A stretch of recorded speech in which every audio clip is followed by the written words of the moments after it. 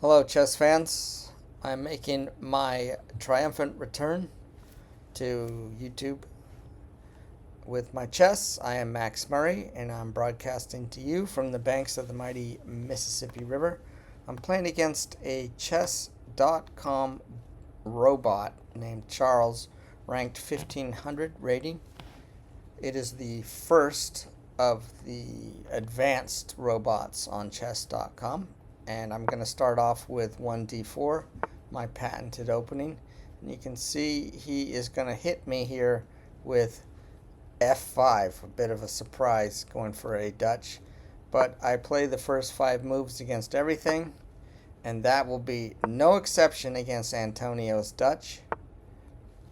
Unorthodox move here. The 1500 bot, very unorthodox. I should have no trouble against a bot of 1500 rating, knock on wood, but we'll see. Now, I play the first 5 moves against everything. Here comes my 4th move, and instead of putting the bishop on the d3 square, which is by far the more active square and would represent the Collie system, I put my bishop here on e2. Looks like Antonio's coming in for the attack. I can stop this pawn by playing h3 at some point. Now I have to ask myself, do I want to castle into a pawn storm? And I say I do. I don't think this represents any kind of threat. Rather a silly move here now by Antonio, but it is a developing move. It puts the rook on the h6 square. Developing moves are never wrong, so we have to be careful about that. We can laugh at it for a second, but then we need to take it seriously. The idea seems to be to bring the rook to the G file directly across from my king to say hello. The first instinct that came to my mind was the opening here of this C1 to H6 dark square diagonal ending on the rook, and I can open that by playing the move E4 right away. Then if he takes, I take, he will get a piece back, either the knight or the dark squared bishop. I have a sneeze coming. I'm very sorry. I'll cover the microphone. Oh my. Oh. Whew. Oh my dear. Keep hydrated. I like to use a giant beer stein for my ice water and my other beverages. The other thing is I can kind of ignore all this nonsense and continue with my basic setup. I have sort of a rule where I don't start any fisticuffs that I don't have to until I'm fully developed. Develop first, then seek the complications. This would create a certain amount of complication. It does take immediate tactical advantage of the rook on h6. But I'm going to challenge him to see what he wants to do here. It's not clear to me how he thinks he's going to get any sort of advantage in this situation. Let's just continue with development. Now he's coming out with the knight. Obviously he can't castle kingside against the rules of chess now that he's moved his rook. The knight also coming into this embryonic attack. Now may be the time to play the h3 just to shore things up a little bit. However, if I do play h3, it gives Antonio the bot what is called a hook. The hook being the pawn on h3, which could eventually somehow, not sure how he would do it, be attacked. Again, we're going to continue with our development. He came in. Should I exchange or not? It's an interesting question. It gives me the opportunity also to develop my queen. Now notice I no longer have the move e4 because the dark knight occupies a center. I have a problem playing against knights. They give me fits. I tend to underestimate them, undervalue them. Not because I am dismissive about the knight, but because I have a chess blind spot. These knights, they get in and they sit on central squares like this knight here on e4. I think I can play around it. I think I'm being smooth. I think I'm being suave or something. And I always end up getting punished. For that reason, an exchange right away just reduces the tension. He will recapture using the pawn on f5. I can then put pressure on that pawn. He'll have to defend it by playing d5. I'll capture that pawn. Then he'll take here and I'll have the two pawns in the center. And I don't think I really get much out of it. So let's put the queen here. And the knight goes back. I've persuaded the knight to leave. For that reason, now might be the time to just play here, followed by here, or possibly taking the rook. So let's just uncork this whole situation. His king is still very delicately in the center of the board. He's made no effort whatsoever this spot to castle to the queen side or even develop his queen side pieces. Therefore, we are going to start central activity right away.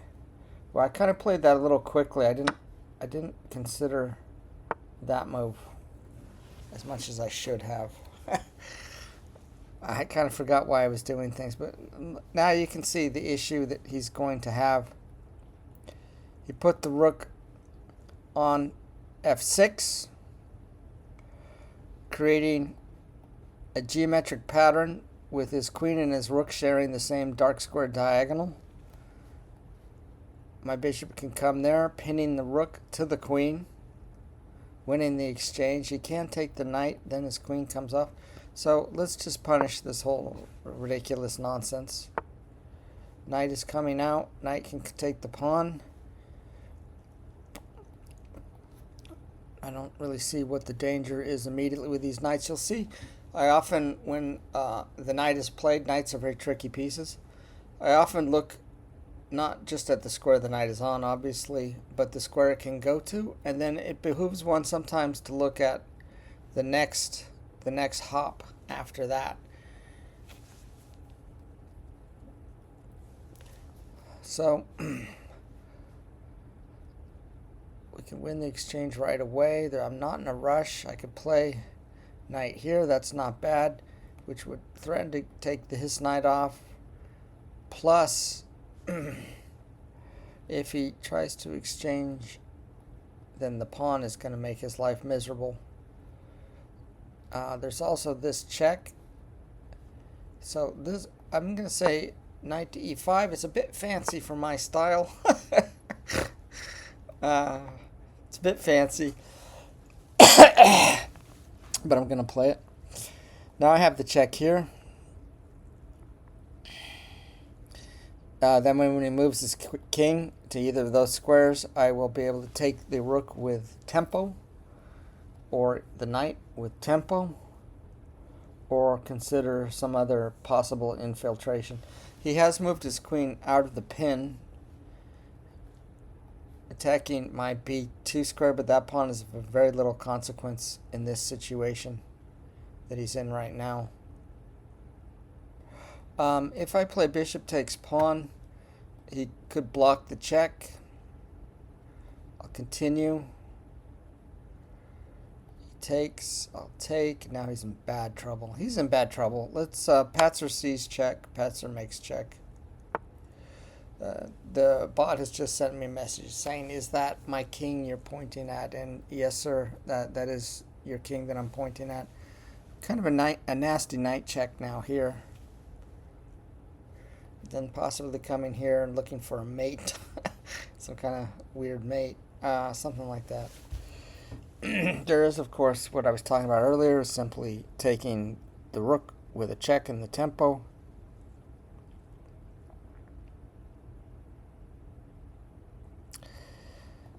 The move that screams out to me is knight here check. That means the king will have to move again. If he moves back to the e8 square that he just vacated, then I will have a discovered check against him. If he moves the king to the e8 square after this knight check, I'll be able to check here, here, and here. So let's come in with the knight. We're going to throw the kitchen sink at him. This is the plan. Whether it's the mate, I don't know. But we're taking it one move at a time at this point. Now he's in big trouble. Homeboy here is he's in trouble. He's got problems, for sure. How am I gonna finish him? Well, the knight has a discovered check. A discovered check here. He has really only one move that makes sense to go here, come back. We repetition him. I move the knight here. He goes to the e8 square. Then I move my queen. Now I'm threatening mate. Maybe it's better to check him this way though.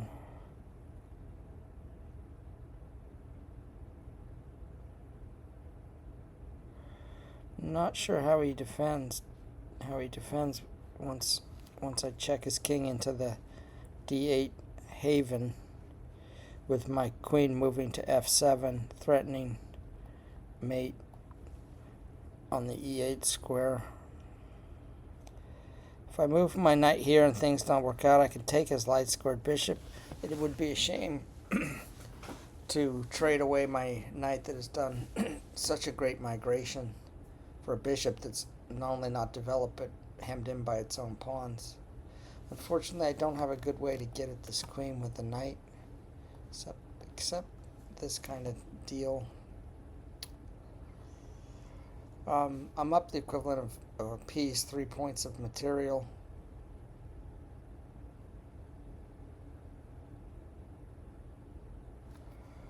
If I check him here and he takes the knight, then I can check him here, forcing the king to this square.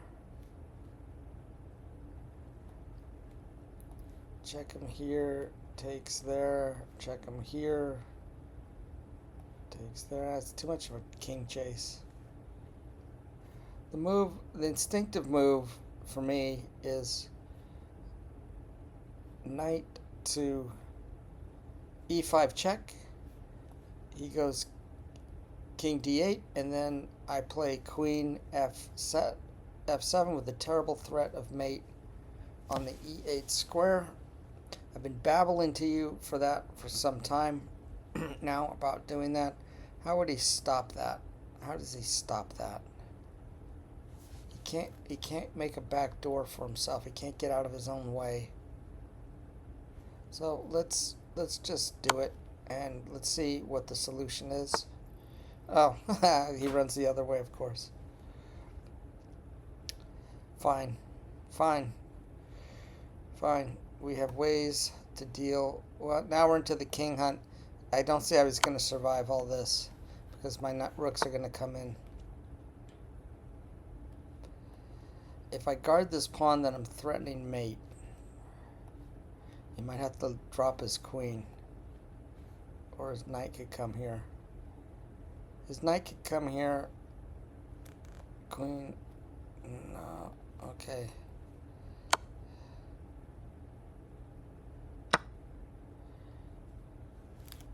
And this looks pretty nasty. He's going to take the knight, and then I'll bring my rook over, and I think that finishes it. Takes the pawn. Look at this. He's getting away like a thief in the night. He's getting away like a thief in the night.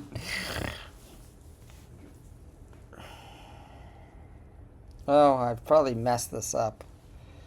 I've probably gone and messed this whole thing up.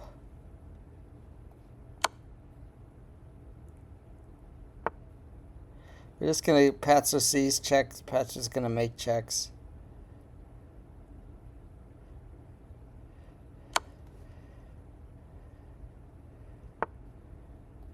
Can just continue the constant check, check, check. Just checking. Okay, we're just checking. That's all we're doing. He's got to give up the queen. I thought there could be a mate here, but nope, because the bishop. But we're just going to keep checking. You know, eventually one of these checks is going to turn into a mate. Not that one. All right, fine, fine. I'll take a pawn. I'm a greedy pawn grabber. I don't mind taking pawns. I'm up by 8 points here. Did not get the mate and the king hunt.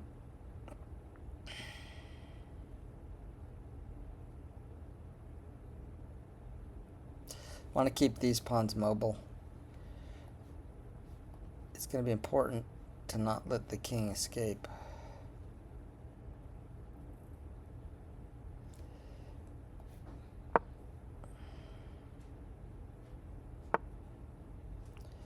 Threatening my queen.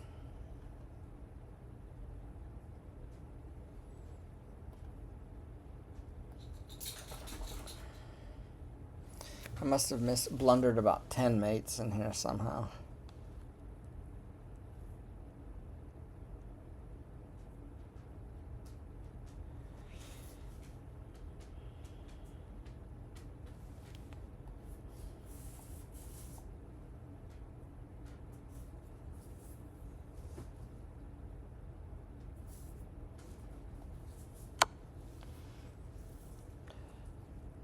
Yeah, I'm just going to run to there. All right. We are not going to be perturbed. We are not going to be perturbed.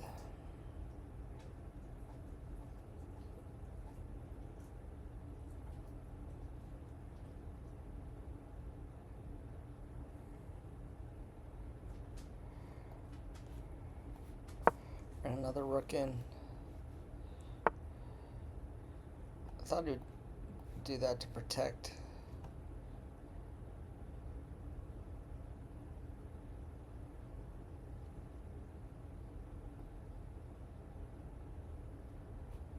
I want to bust. I'm going to sacrifice the exchange. Try to bust him open a little bit.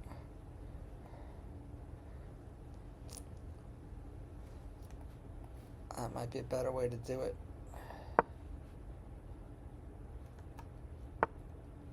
He's running. Gonna bust him open. Cover with the bishop. Very nice. We agree. Now I have boom, boom, and boom. Boom. The bishop's gonna go here. We agree with all this rubbish that he's doing.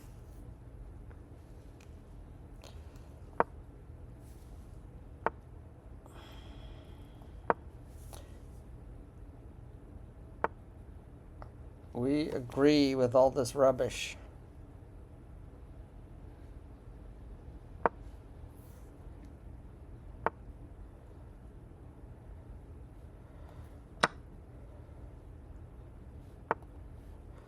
Could have gone knight there, maybe. Check. No.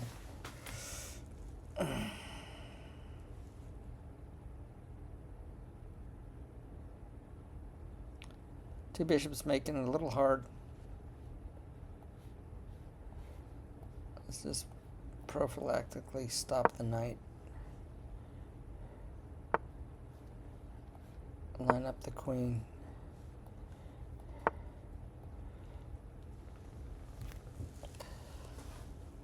Capture the knight. Take some more material.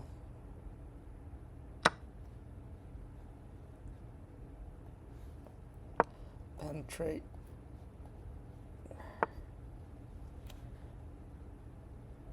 Dictate. Check.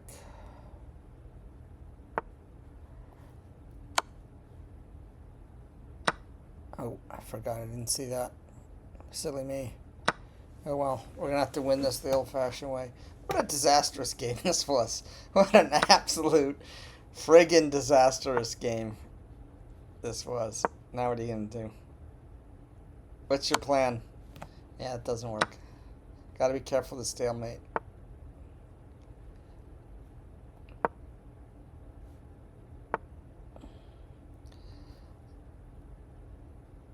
Prepare to mate him. And that's the mate. Well, what a disgusting display of ridiculous nonsense. What a disgusting display. You're probably shouting at your computer screen, snickering, calling your friends over to show them how not to checkmate someone on a king hunt. But I do hope that was entertaining. Thank you for watching.